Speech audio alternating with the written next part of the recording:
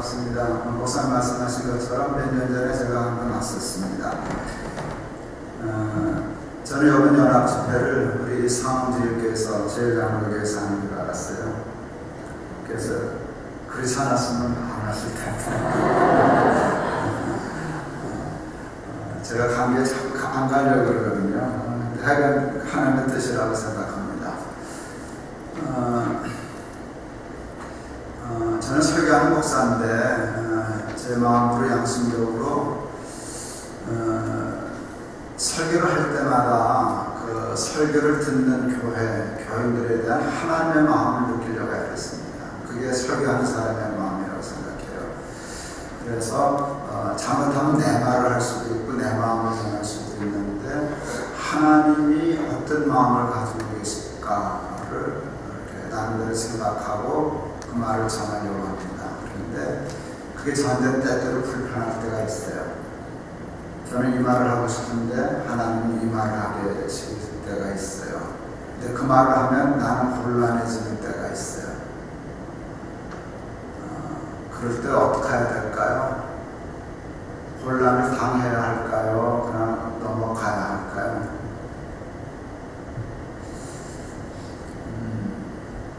여러분에 대한 마음도 있는데요. 그냥 넘어갈까요? 제가 곤란해질까요? 괜찮을까요? 여러분 제 교회도 아닌데 한번 지나가는 길인데 여러분 말대로 나이스하게 안녕하세요. 참 반갑습니다. 좋으시네요 하고 지나가면 나이스 하잖아요. 근데 후인 거는 뭐 오랜만에 와가지고 저러나 그건 불편한데 그냥 불편한 대로 하려니다. 그걸 받아주시면 좋겠습니다. 제가 당뇨를 24년째 앓고 있습니다. 요즘 많이 관리를 해서 잘 감당하고 있습니다. 여러분 당뇨병이 심해지면요 몸이 노련해요. 특히 식사 후에는요 이렇게 병든 닭 같아요. 꼼짝하기가 싫어요. 움직이기가 싫어요. 굉장히 위험한 상태입니다. 그렇게 하면 이제 아주 나빠집니다. 우리 아내가 악처 역할을 하더라고요. 아주 몸이 까부러지듯이 이렇게 하는데 흔들어대가지고 운동화 시켜가지고 끌고 나가서 한 시간씩 걷게 해요. 죽겠어요.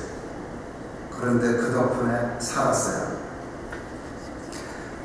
의사들이나 누구나 다 운동하라고 해요. 어떤 분들이 저를 이렇게 만져보더니 어떻게 이렇게 근육이 하나도 없냐고. 근육이 하나도 없냐고 해요.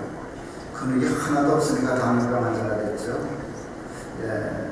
그래서 근육을 키우라고 운동하라고 그럽니다. 저 운동 잘합니다. 지금은요, 의사들이 이렇게 저를 해보면요, 뱃살만, 복부만 조금 빼면 좋겠다고 제가 굉장히 근육질입니다. 정말 근육이 많아졌어요. 그런데 여러분, 그동안 근육이 하나도 없던 제 몸에 근육을 붙이기 위해서 힘들었을까요? 안 힘들었을까요? 보통 힘든 게 아닙니다. 보통 힘든 게 아닙니다. 걷고 운동하고 그래서 제 몸 상태가 상당히 좋아졌습니다. 한국도 미국 그 영향인 것 같은데 그 텔레비전 프로그램 카피하고 그러는데 이렇게 비만한 사람들을 몇 달 동안, 며칠 동안 이렇게 해가지고 이렇게 날씬하게 식스팩 이렇게 만드는 프로그램이 있어요. 거기에 그 트레이너가 있어요. 전문 트레이너가. 그 트레이너가 스타가 됐어요. 그런데요, 그 운동시키는 거 보면요, 저게 사람을 잡으려고 저러지. 그런데 정말 죽일 듯이 운동시키거든요. 여러분 아시죠? 인정사정 없이 매정하게 운동을 시킵니다. 근데 끝나고 나면 이렇게 몸이 건강해지면 고마워서 끌어안고 그럽니다. 난 목사가 나이스한 목사, 좋은 목사라고 생각하지 않아요. 교인들 들 볶아야 한다고 생각합니다. 월간에 왔는데요. 여러분 죄송해요. 뭘 안다고 적어놨는데 느낌이 그런 거예요. 여러분 근육이 없어 보여요. 당뇨병 환자 같아 보이세요. 이렇게 여기가 조선이 어려우겠는 것 같아요. 여러분 교회가 아니라 샌프란시스코가 그렇게 느껴져서 좀 답답해요. 하나님이시라면 참 마음 안 좋으시겠다 싶으셨어요. 여러분 편하면 죽습니다. 교회 생활 편하면 죽는 겁니다. 들벗겨야 되고요. 힘들어도 뛰어야 되고요. 그래서 영적인 근육을 키워야 여러분이 살고 교회가 삽니다. 어느 교회나 가면 주보를 가요. 이런 주보를 보면요. 제가 밥 먹고 평생 한 게 목회이기 때문에요. 이렇게 보면 분석이 돼요. 여기에 정보가 있어요. 여기에 그냥 여러분 그냥 평상시 하는 일이지만 여기에 굉장히 중요한 정보들이 있어요. 정보들이 있습니다. 그리고 저는 늘 목회를 해왔기 때문에 그 정보가 들어가면 제 나름대로 이렇구나 이렇겠구나라고 하는 틀릴 수도 있는데 진단이 정보가 있어요. 여러분 주변에는 정보가 많지를 않아요. 많지를 않은데 제가 조금 힘들게 생각했던 게 유튜브 지난주에 헌금 11불 이게 죽었구나 싶었어요. 애들 저렇게 헌금 훈련시키면 이게 희망 없다. 유튜브 몇 명 보는지를 모르겠어요. 그걸 알면 더 정확할 텐데 한 명이 11불 냈으면 괜찮겠다. 몇 명인지 모르는데 애들이 무슨 죄가 있겠어요. 애들은 주는 대로 가져갔는데 엄마가 애들 갔을 때 일부를 줘서 헌금하게 했다라고 하면 이게 희망 없구나 싶었어요. 여기에 여러분 몇 명 하셨는지 통계가 없어서 잘 모르겠어요. 헌금 통계 보면서 편하게 예수 믿으시는 교회구나. 목사님 합니다. 그러면 안 됩니다. 그러면 아세요. 감사 목사가 왜 이러나 싶지만 그렇게 하면 근육이 점점 없어집니다. 근육이 없어지면 이게 가는 길이 많합니다. 이렇게 해서 짜부러져가지고 살살살살 언제 다 근육 빠지고 그러다가 그냥 맥도 놓치고 이러실 수 있는데 여러분 헬스 좀 하셔야 돼요. 운동 좀 하셔서 예수를 조금 힘들게 믿으셔야 됩니다. 운동이 되게 믿으셔야 됩니다. 이거 힘든데 그래야 그게 영적인 근육이 생깁니다. 저 당뇨 아주 심했을 때 근육이 있어야 된다고. 근육이 있어야 그 근육이 칼로리를 소비해가지고 당이 떨어진다고. 그래서 근육 키우는데요. 근육 키우는 게 참 힘듭니다. 여러분 영적인 신앙생활에 근육을 키우실 수 있는 교회가 되었으면 좋겠습니다. 아멘 해주시면 제가 정말 갈 때 여기 앉아서 굉장히 고민했어요. 그날 설교 준비한 거 있거든요. 그냥 그 얘기하고 하면 되잖아요. 근데 이 얘기를 하고 싶었는데요. 상처받아서 어떡하나.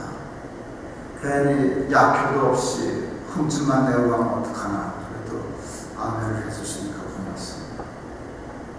근데 한번 기도하시면서 여러분 잘 생각해 보실 수 있기를 바랍니다. 제가 틀릴 수도 있는데 틀렸으면 더 좋겠는데 맞았으면 여러분 고치세요. 그래서 고쳐야 됩니다. 이제 설교를 해야죠. 사실 설교 다 했는데 우리를 향하신 하나님의 뜻이 있습니다. 하나밖에 없습니다. 그것은 우리가 행복하게 잘 사는 것입니다. 건강하게 행복하게 사는 것입니다. 항상 기뻐하라. 쉬지 말고 기도하라. 범사에 감사하라. 이는 그리스도 예수 안에서 너희를 향하신 하나님의 뜻입니다. 하나님은 우리가 행복하기를 원하세요. 여러분 행복하세요? 제가 관상을 좀 볼 줄 알거든요. 근데 관상은 누구나 기본적인 관상은 다 봐요. 행복한 사람은 행복이 여기 쓰여 있어요. 안 행복한 사람은 누가 말해도 여기 안 쓰여 있어요. 자, 제가 관상을 보니까 대답하세요.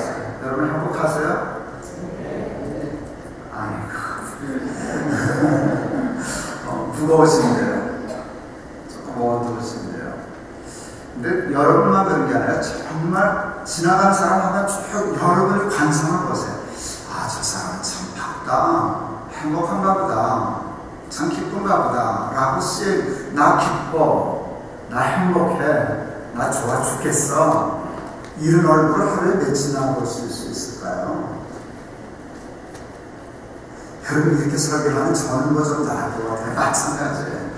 우리 아내가 가끔 그래요. 와서 이래, 이거 좀 펴, 이거 좀 펴. 자꾸 내가 이렇게 쭈그려져 있대요. 쭈그려져 있대요. 왜 그래? 당신 어떤 땐 잘 때도 이러고 자.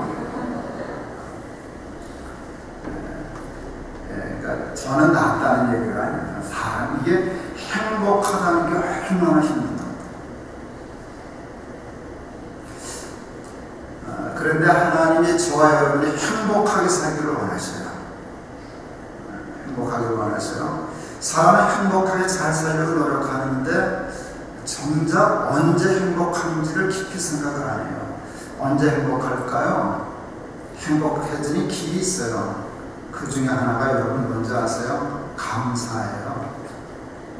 항상 기뻐하라, 쉬지 말고 기도하라, 범사에 감사하라. 범사에 감사, 항상 기쁨, 이게 짝이 딱 맞아요. 모든 일에 감사할 수 있으면 항상 기쁠 수 있어요. 그렇죠? 그냥 똑같은 말이에요. 범사에 감사하라는 말이나 항상 기뻐하라는 말이나 똑같아요. 감사가 없으면 행복이 없어요. 그런데 우리가 나 별로 안 행복해, 아 힘들어, 사는 건 뭐 그렇지 하는 거는요, 따져보면 감사하는 법을 잊어서 그래요. 그래서 사실은 행복하려면 감사를 훈련해야 해요. 감사를 연습해야 해요. 항상 범사에 감사하면 행복할 수 있어요. 그런데 여러분, 감사를 가로막는 병균 같은 게 있어요. 왜 사람들은 감사를 모를까? 그 중요한 이유가 욕심이에요. 욕심이 우리에게서 감사를 빼앗아가요. 여러분, 하나님의 은혜가 있으셨나요? 여러분에게도 하나님의 은혜가 있으셨죠? 그거 모를 사람은 우리 중에 없어요. 그런데 그게 그렇게 감사하시죠? 이게 힘들어요. 내가 은혜를 많이 받았지. 이게 생각하면 다 이해가 가는데요. 이렇게 물으니까 맞네. 은혜가 많았지. 이게 은혜가 많았지. 근데 대부분은 잊고 살거든요. 은혜를 잊으니까 감사가 없는 거거든요. 감사가 잊어버리니까 기쁨이 없는 거거든요. 이 구조가 그렇게 되어 있어요. 그런데 왜 은혜를 받은 줄을 모르면 아는데 평생 느끼지 못한가 하면요, 받은 은혜보다 욕심이 더 크기 때문에 그래요. 욕심이 늘 크면은요, 은혜가 불만해요. 그걸 주시고 좀 더 주시지요. 이것도 있는데 자꾸 그 생각하면요, 받은 게 이렇게 차지가 않아요. 욕심이 없으면 은혜가 커져요. 그래서 사실은 욕심과 씨름을 해야 우리가 기쁘게 살 수 있어요. 많은 사람들은 이래서 틀려져요. 아까 우리 기도하신 어머님 그런 내용의 기도를 다 해주셨다 생각하는데, 세상식으로 살면 바보 되는 것 중에 하나가 뭔가 하면 세상은 식이 틀려먹었어요. 우리를 완전히 불행하게 만들 철학과 사고방식을 가지고 있어요. 행복은 욕심을 채우는 데 있다고 생각해요. 욕심을 채우면 행복하다라고 생각해요. 그런데 아니요. 행복은 욕심을 채우는 데 있는 게 아니라 욕심을 비우는 데 있어요. 욕심을 비우면요, 은혜가 커지기 시작해요. 큰 은혜를 받았네요. 뭐 이렇게 은혜를 주시지. 그렇게 돼요. 그렇게 하면 감사하고요. 감사하면 행복해지는 거예요. 성경에 나타난 하나님의 사람들을 보면요, 욕심을 줄였어요. 죄에 불과되는 욕심과 씨름에서 욕심을 버리니까 항상 감사하고 그랬어요. 사도 바울 한번 예를 들어볼까요? 나는 부한데도 처할 줄 알고 비천한데도 처할 줄 알아. 그래서 나는 일제 자족하는 것을 배웠어. 자족. 언제나 만족하다는 거예요. 자족하기를 배웠어요. 그러면서 무슨 얘기를 하는가 하면 내가 일체의 비결을 배웠노라 그랬어요. 이렇게 모든 일에 배부르고 모든 일에 감사하고 만족하고 자족하는 나한테 비결이 있다 그렇게 얘기했어요. 그 비결을 다른 데서 이렇게 얘기해요. 내가 예수 그리스도를 아는 지식이 가장 고상함을 인하여 세상의 모든 자랑을 뭘로 여겼다? 배설물로 여겼다 그랬어요. 여러분 이게 굉장히 중요해요. 욕심이 없어졌다는 거예요. 세상 사람들은 그 욕심 때문에 죄 짓고 그 욕심 때문에 만족을 모르고 사는데요. 어느 날 욕심이 없어졌어요. 이게 배설물 같은 거야. 여러분 배설물 욕심내는 사람이 어디 있어요? 쉽게 말하면 돈, 명예 이런 것들. 세상 사람들을 그 쫓아가는데 난 그거 우스갯거리라. 나한테 배설물 같아. 여러분 이 배설물이라고 하는 단어 그 모든 것을 배설물로 여겼다는 데에 자족의 비결이 있는 거예요. 그 자족의 비결이 있어요. 그런데 여러분 그 세상의 모든 욕심이 배설물처럼 욕심 없어지게 된 이유가 얘기돼요. 예수 그리스도를 아는 지식이 가장 고상함을 깨달았거든. 욕심은 절대로 없어지지 않아요. 성경이 예수님이 욕심을 없애는 법에 대한 얘기를 이렇게 비유 속에 감추어 주셨어요. 이런 비유가 있어요. 어떤 사람이 밭을 가다가 남의 밭을 저가는데 밭을 갔다가 깊이 파다 보니까 거기 보화가 감춰져 있더라. 그랬더니 어떻게 했다고요? 덮어두고 집에 가서 모든 걸 팔아서 그 밭을 샀다. 그랬어요. 그때 모든 것을 전에는 팔았어요? 안 팔았어요? 안 팔았어요. 왜? 너무 귀해서. 욕심나는 거기 때문에 그건 절대 없으면 못 사는 거예요. 그런데 보다 나은 가치를 발견하니까 순식간에 이게 무가치해졌어요. 이건 지니고 있을 필요가 없어요. 이건 배설물처럼 여겨졌어요. 밭에 감추인 보화를 발견하니까 이 욕심 없어졌어요. 그러니까 다 팔아서 진주를 샀어요.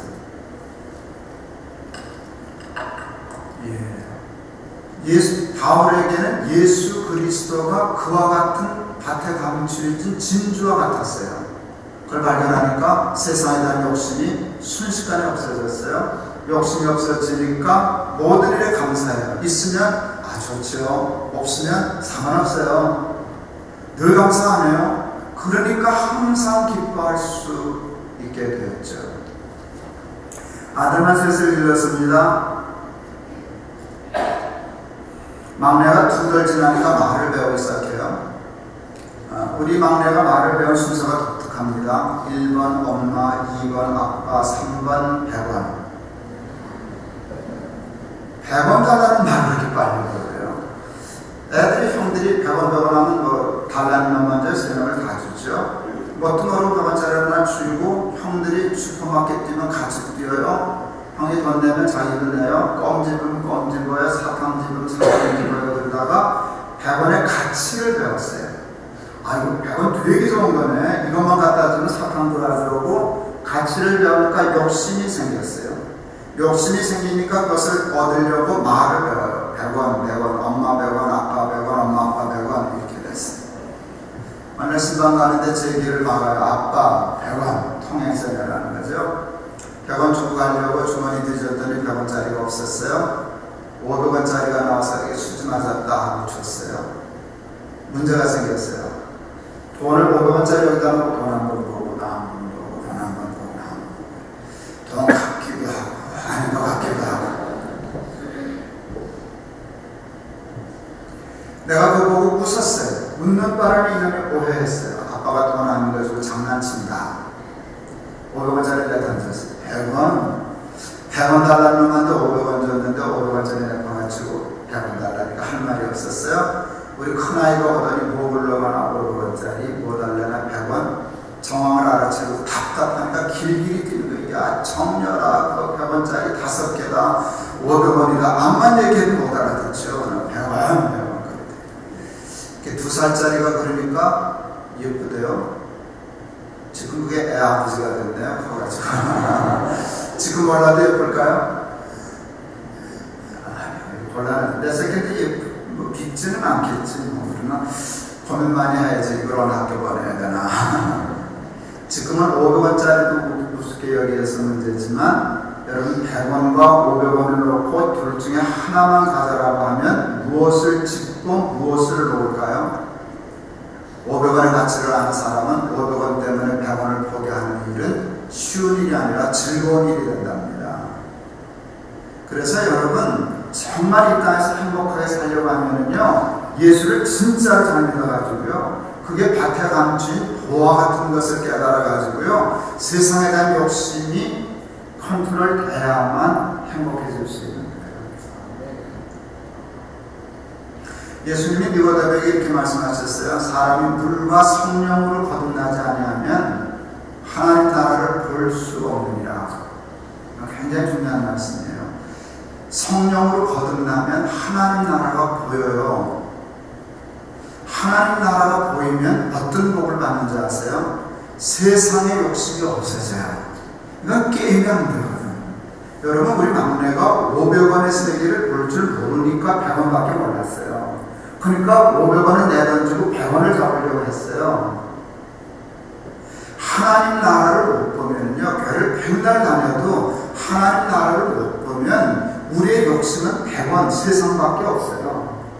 세상 사람 다 똑같아요. 무엇을 입을까, 무엇을 먹을까, 무엇을 마실까, 돈 없으면 못 살아, 움켜잡고 어떻게 하면 더 뺐을까, 어떻게 하면 더 가질까, 그러고 밤낮 그러고 살아요.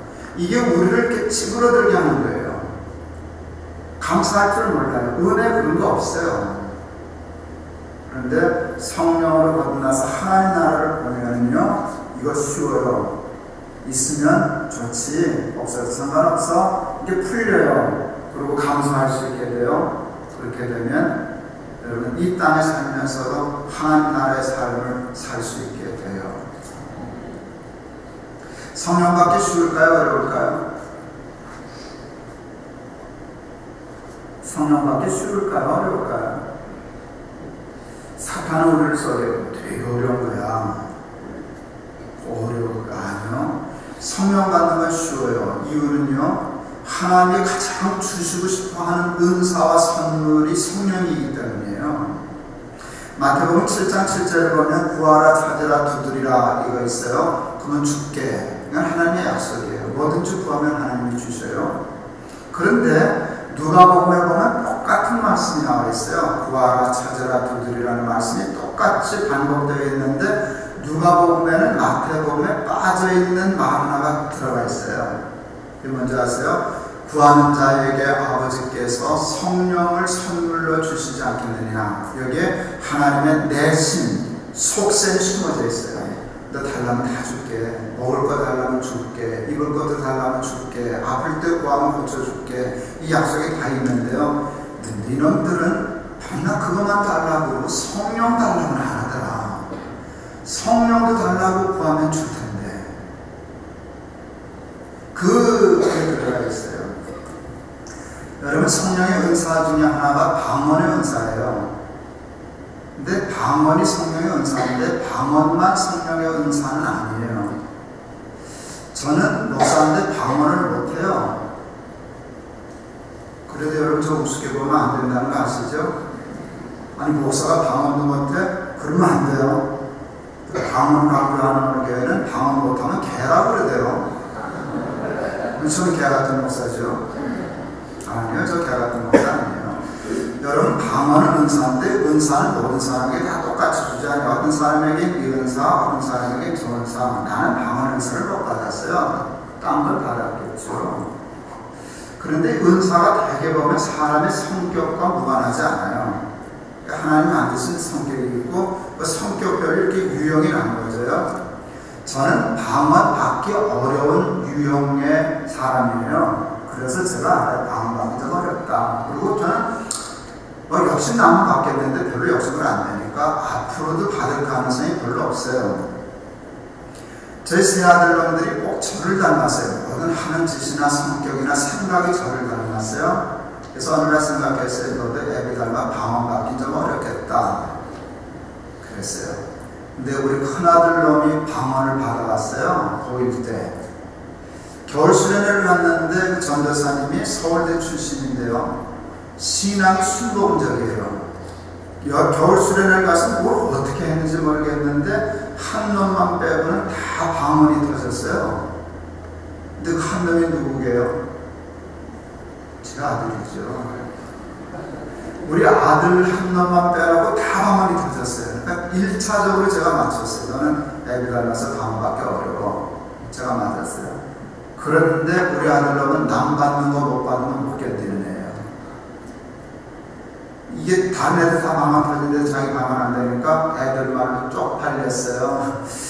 애들 다 잠자러 올라갔더니 우리 아들 잠 안 자고 사다리 타고 기도원 옥상 올라가서 세멘트 바닥에 4발 꽂고 뒹굴었어요. 내 놓으시라고. 이게 무슨 일이시냐고. 다 주는데 나만 빼면 날 어떻게 하냐고. 좋은 말로 할 때 방을 내놓으시라고. 이러고 애들이 우는 소리 올라와가지고 누가 오나 담임 목사 김동원 목사 아들 김두열 방언 달라고 이러고 있었어요. 하나님이 그러셨겠죠. 너는 애비 닮아서 방언 잘 안 맞아. 그게 납득이 안 되는 거예요. 하여간 오늘은 우선 내놓고 나중에 얘기하자는 거거든요. 오늘은 방언 내놓으시라고 하나님이 주셨어요. 그날 방언이 터졌어요. 제가 그날 알았어요. 성령 받기 참 쉽다. 성령 받기 참 쉽다 생각했어요. 한 바퀴만 불면 된다는 생각했어요. 근데 우리에게는 성령에 대한 그 간절함이 없는 거예요. 우리 큰아들처럼 하나님 오늘 내 놔요. 그러니까 나중에 얘기하고 오늘은 이거 내 놔요. 다 받았는데 나만 못 받은 나 힘들어요. 내놓으세요 하고 뒹구니까 주셨잖아요. 제가 그날 깨달았어요. 저 마음이 있으면 모든 은혜를 다 성령을 받겠다. 성령을 받으면 하나님 나라가 보이겠구나. 하나님 나라가 보이면 욕심이 없어지겠구나. 욕심이 없어지면 근사하겠구나. 행복하겠구나. 감사하겠구나 싶었어요. 여러분 한 일주일만 작심하고 한번 열심히 기도해 보시죠. 성령 달라고. 하나님 나라 보일 수 있게 해달라고. 그리고 이 세상에 대한 욕심을 좀 버릴 수 있게 해달라고. 그래서 은혜가 넘치게 해달라고. 그리고 감사하게 해달라고. 그래서 늘 기쁘게 해달라고. 누구나 와서 보면 읽을 수 있게 해달라고. 이 사람들 참 행복한가 보다. 참 건강하네. 여기는 꼭 천국 같으네. 저 사람들은 왜 저렇게 감사하지? 여러분은 언제 감사하세요? 오늘 시편 116편 기자가 추수감사주일이면 모든 목사들이 가장 잘 인용하는 텍스트잖아요. 감사의 본문으로 12절 내게 주신 모든 은혜를 내가 여호와께 무엇으로 보답하는고. 이게 추수감사절의 표처럼 쓰잖아요. 여러분 이 구절만 딱 끊어놓고 보면요, 이 사람 로또 맞았어요. 틀림없어요. 이게 로또 맞은 사람의 말이에요. 어이구, 이 은혜를 어떻게 받지? 로또 맞았어 나. 이게 내게 주신 모든 은혜를 여호와께 무엇으로 보답할고 문장만 딱 끊어놓고 보면 이 사람 하여간 어떻든지 로또급의 은혜와 복을 받은 사람이에요. 그런데요, 뭔 로또를 맞았지? 왜 이런 표현을 쓰지? 모든 말을 할 때는 이유가 있는 거예요. 글 속에. 그럼 여기 116편에서 찾아야죠. 암만 찾아도 로또 없네요. 암만 찾아도 로또가 없어요. 로또가 아니라 엉뚱한 단서가 잡히네요. 여러분 시편을 읽을 때는요, 이 시편 기자가 어떠한 삶의 정황, 어떤 형편에서 이 시편을 썼는가를 찾아요. 그걸 삶의 자리라고 해요. 그 사람은 어떤 삶의 자리에서 이 시편을 썼나, 이래야 이게 정확히 이해돼요. 여기 이 시편 기자의 삶의 자리가 1절에서 3절을 보면 이렇게 드러나 있어요. 제가 한번 읽어드릴게요. 여호와께서 내 음성과 내 간구를 들으심으로 내가 그를 사랑하는도다. 그의 귀를 내게 기울이셨으므로 내가 평생에 기도하리로다. 사망의 줄이 나를 두르고 수월의 고통이 내게 이름으로 내가 환난과 슬픔을 만났을 때에 내가 여호와의 이름으로 기도하기를 여호와여 주께 구하오니 내 영혼을 건지소서 하였도다. 여러분 찾으셨어요? 이분의 삶의 자리는 이거예요. 두 표현을 얘기할 수 있는데 사망의 줄이 나를 두르고 이게 그분의 삶의 자리예요. 뭔 일인지는 모르지만 이게 보통 어려운 일이 아니라 이건 죽을 사망의 줄이 나를 둘러서 이젠 죽었구나. 그러니까 쉽게 말하면 이젠 죽었구나 하는 자리에 있었던 거예요. 조금 힘든데 아니야. 이제 희망이 없어. 이건 죽었구나. 이번엔 죽는구나 하는 자리에 있었고요. 고통이 얼마나 심했는가 하면 수월의 고통이 내게 임하리로다. 수월은 음부잖아요. 쉽게 말하면 지옥이잖아요. 지옥의 고통이 지금 나한테 임하리로다. 그런데 이게 삶의 자리인데 말은 내게 주신 모든 은혜를 내가 여호와께 무엇으로 보답할꼬. 이게 맞으세요? 이럴 때는요 감사시가 나오는 게 아니라 탄원시가 나오는 거예요. 하나님 나를 살려주세요. 도와주세요. 나 죽게 생겼어요. 이게 탄원이 나와야 되는데 탄원시가 나와야 할 삶의 정황에서 감사시가 튀어나왔어요. 너무 고통이 심해서 미친 게 틀림없어요. 이건 그 정도 급의 시간이에요.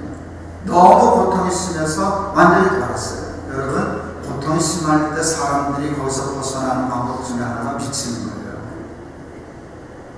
그래서 사람이 미치는 거예요. 미치면 그 다음에 모르거든요. 그러면 이제 그냥 옷다 벗고 굶고 돌아다니면서도 웃고 다니고. 여러분 미친 사람 중에 불행한 사람은 없어요. 보는 가족들이 힘들어서 그랬지 본인이 얼마나 행복한데.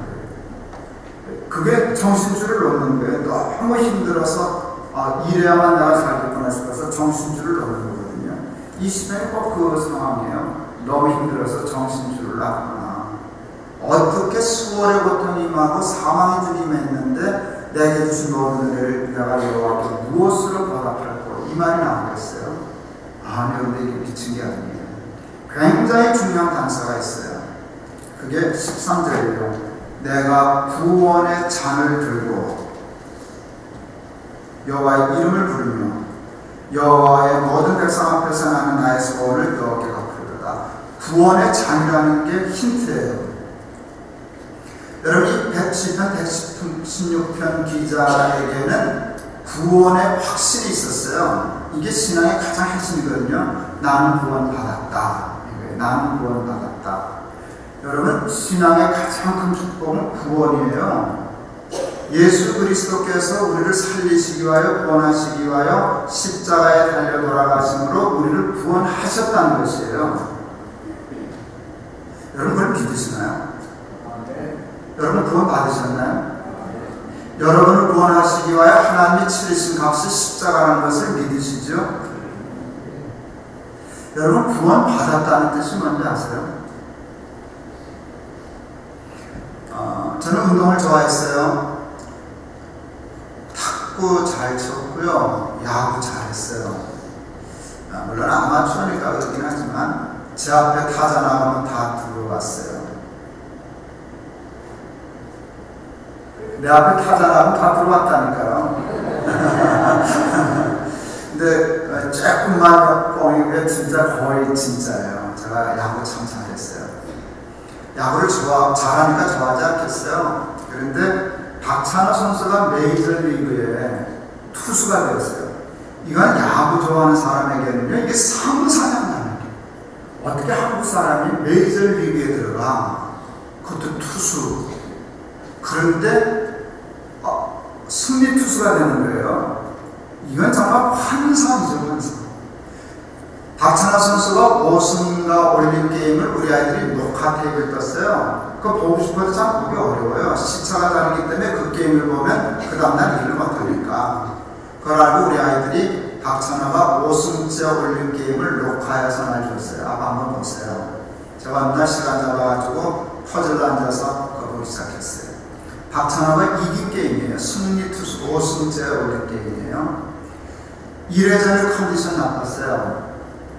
볼을 19개를 던졌어요. 컨트롤이 안 된다는 뜻이에요. 해설자가 대만 해설하더라고요. 한 회에 볼을 19개 던지면 안 됩니다. 오늘 이 컨트롤이 난조인데 이거 이렇게 하면 불안합니다 할 때 내가 픽 웃었어요. 안 되는 거가 안 되냐 이겼는데. 3회째 말로 핀치에 몰렸어요. 5회 때 드디어 홈런 맞아서 나타나가. 그러니까 완전히 게임을 포기하시더라고요, 해설자가. 근데 나는 더 재밌는 거예요, 이 상황이. 여러분 보세요. 녹화 테이프 속에 있는 선수, 관중, 아나운서, 해설자는 5회 때는 5회밖에 몰라요. 저는요, 5회를 보면서 그의 말을 알아요. 뭔 얘기인지 아시죠? 그러니까 이게 더 재밌는 거예요. 이렇게 힘들게 진행되는데 이겼다는 뜻은 지금부터 게임이 재밌어진다는 뜻이다. 내가 IQ가 2자리만 돼도 그거는 계산하죠.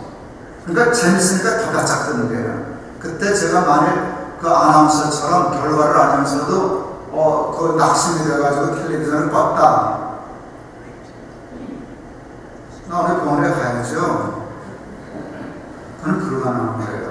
구원 얻었다는 뜻이 뭔지 아세요, 여러분? 구원 얻었다는 것은요, 내가 구의 말에 승리했다는 뜻이에요. 구의 말에 승리했다는 뜻이에요. 그러니까 5회 말에 홈런 맞아도 괜찮다는 뜻이에요. 저는 6회 초인데요. 여러분은 몇 회세요?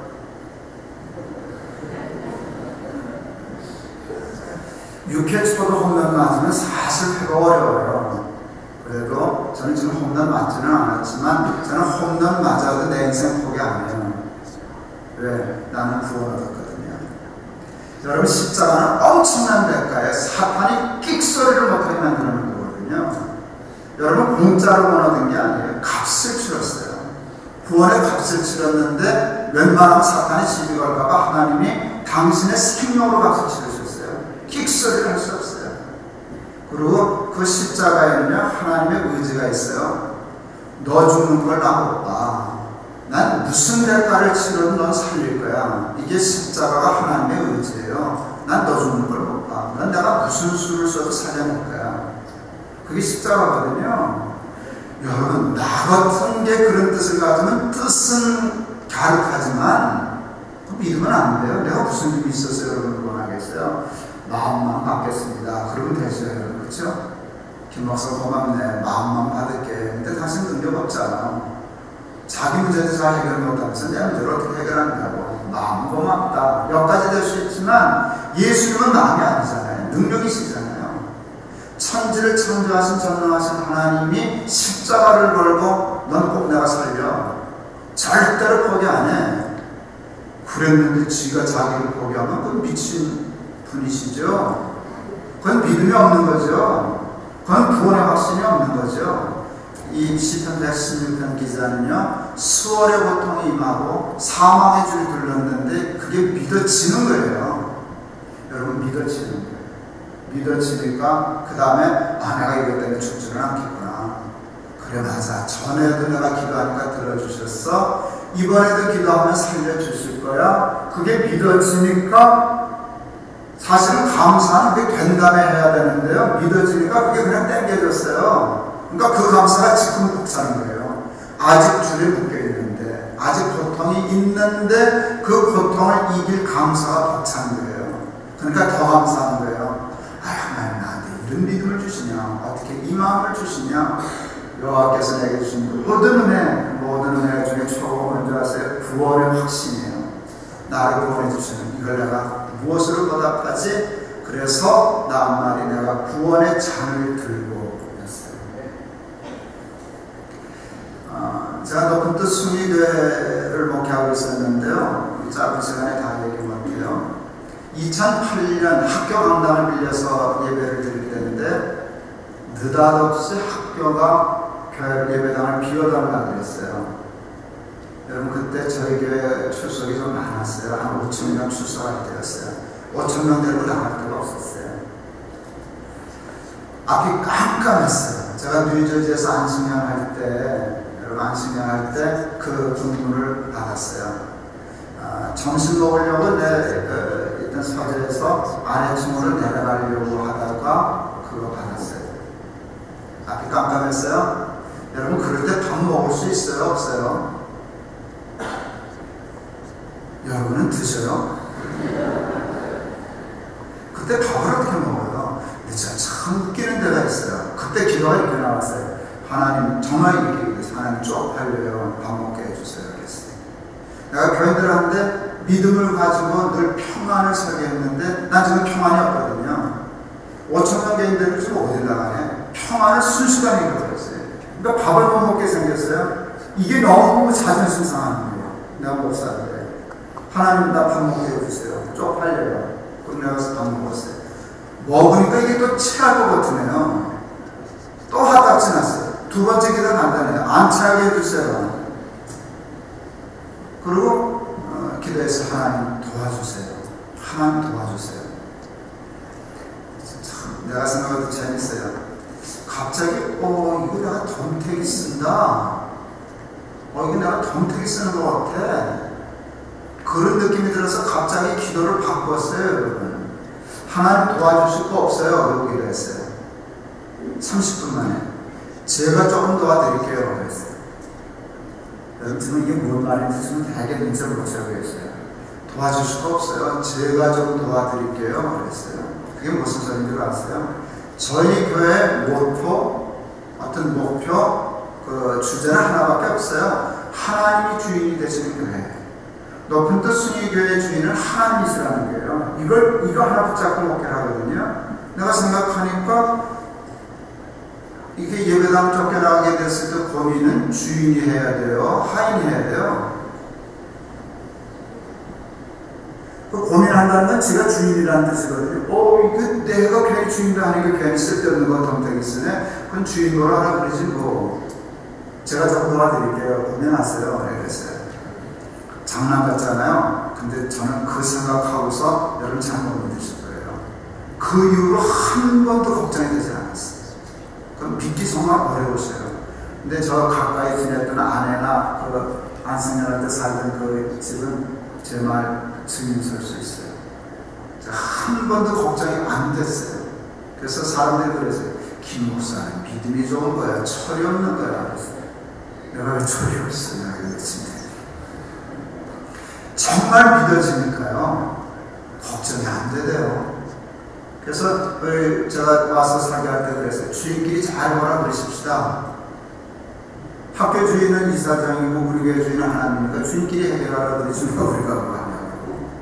그때 뭘 믿었는가 하면 하나님이 이렇게 해주실 것이다 라고 하는 길은 내가 못 봤어요. 이해한 게 아니에요. 보고 사람들은 우리 교회들은 하도 내가 걱정을 안 하니까 뭔가 하나님으로부터 뭘 받은 마음이라 저는 받은 거 없어요.